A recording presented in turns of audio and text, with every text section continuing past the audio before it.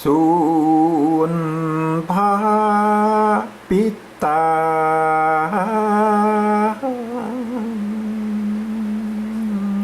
ฟังบ่ตัน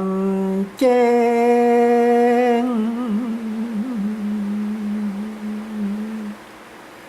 กังแกนนายไม่สันลวดกลับขึ้นถามว่าผู้ใดนั้นใจกันกาลงมือหาเจ้าลูกฮัก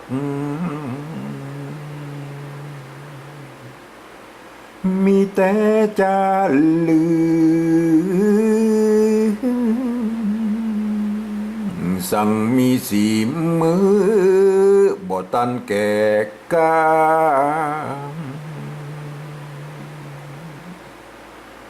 พญาปาลาหัวใจเป็นบ้าลงว่าตาลูกพักว่าตายแล้วกาหญ้าเย็นหญ้ายักมาคำค้ากินคนกันเหมือนว่าแต่ง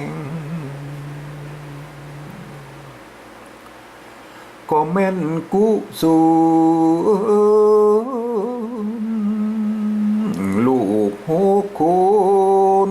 มีบุญบ่น้อย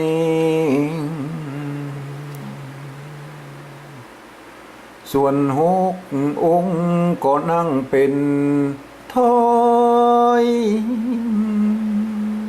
ต่างคนก้อยบอกสัก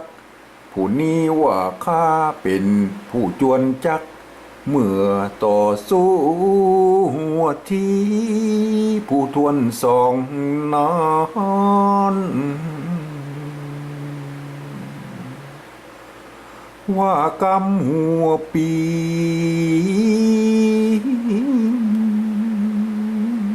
ถูกเฮ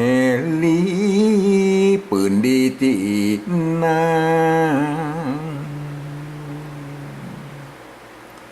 ผู้ทวน3ก็ว่าเพราะข้าเอา3งำมาช่วยกำผู้ทวน4แถมอวดข้าดีล้ำว่าสุตันข้า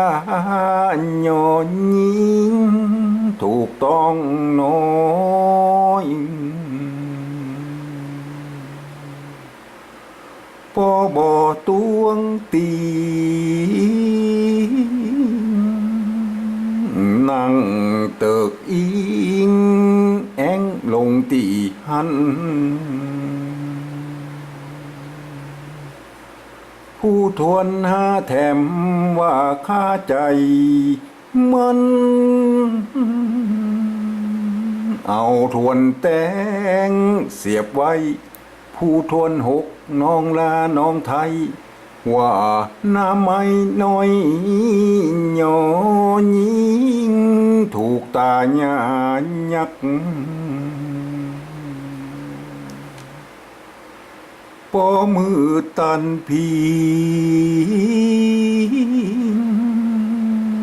ต่างคนต่างจริงไผว่าไผข้างต่างคนจริงไผว่าไผข้าแลนายฮือ